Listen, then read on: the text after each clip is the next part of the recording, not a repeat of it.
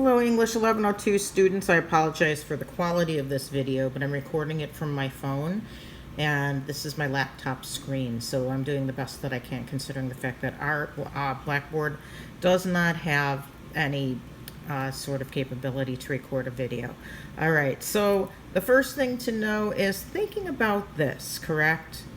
Where you're thinking about no professor is ever going to say, let's get all of your information from research from a Google search, right? So we want to make sure that we're avoiding that. So we know this already. This is common sense. The internet can be a great tool for research, but finding quality materials and using them to your advantage in your writing can be challenging. Why do we need to evaluate web sources?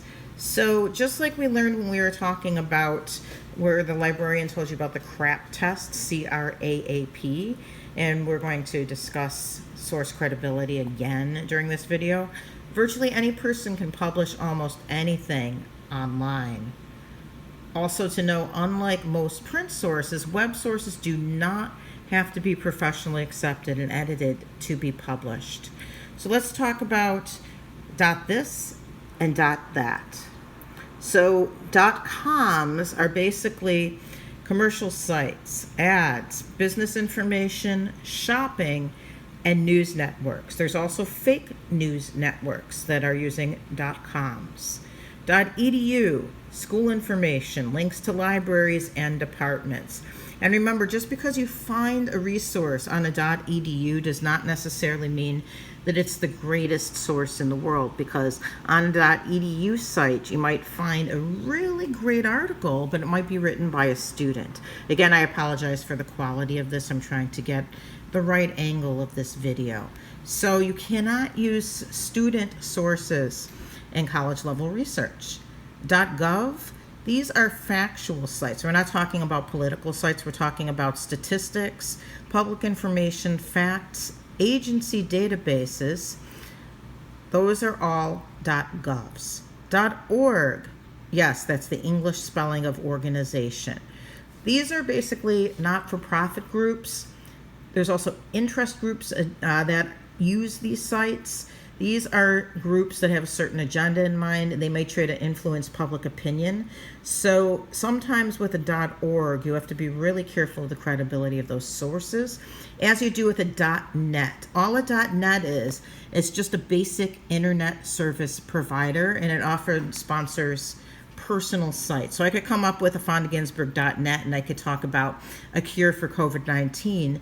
I'm not a doctor, I'm not a biologist, I'm not a pharmaceutical person. I don't know anything about it. So for me to come up with a .net on something like that is not a credible source. All right, so we're not doing this exercise, but let's talk about this. This is similar to how you're evaluating sources. So say that you were to pick a topic for Essay 2, and you do a Google search on the topic. You would sift through your first initial hits and pick one source. And what you want to do at this stage, now that we're getting towards the end of English 1102, is it's no longer a great question to ask, is this a good source? That was a good question to ask at the end of 1101 or maybe the beginning of 1102, but at this stage, is this a good source? We don't need that anymore. Now we need to figure out, what is the purpose of your essay? You're trying to persuade for Essay 2. So a great question is this the best source for my current purposes? Can I do better? Can I find a better source? Don't just grab the first source that you see. Let me refresh your memory about the CRAAP test that we talked about early in the semester. I think the librarian brought it up when she talked to you. All right, so we're looking at, again, CRAAP is how you evaluate sources.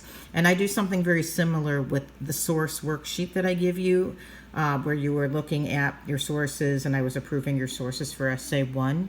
We're going to be doing the same thing for Essay 2. So currency, you're looking at the timeliness of the information. When was this information written? When was it published?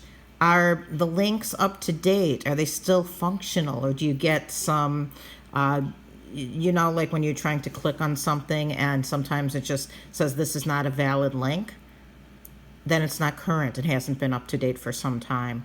Relevance, the importance of the information for your needs. Does the information relate to your topic or answer your questions? Who do you think is the intended audience? Is the information at an appropriate level? Have you looked at a variety of sources? Authority, the source of information. So again, just like I ask you the credentials of the author, like I did for your annotated bib, it's the same thing. We have to know who that person is, not where they went to school. We don't need to know that he went to NYU and has a master's degree in sociology. Great, he's got a degree. We don't need to know that. We need to know, what is he doing that makes him a credible source? What is his profession? What has he written before? And then we know if he's a credible source or not. Next, let's look at the second A, accuracy. The reliability, truthfulness, and correctness of the content. Where does the information come from? Is it supported by evidence? Has it been reviewed? Can you re-verify any of this information in another source? If it can't be replicated and you don't see it in another source, then chances are that it's not very accurate information. And the last one is purpose, the reason the information exists. Is it something that they're trying to give you for information purposes only?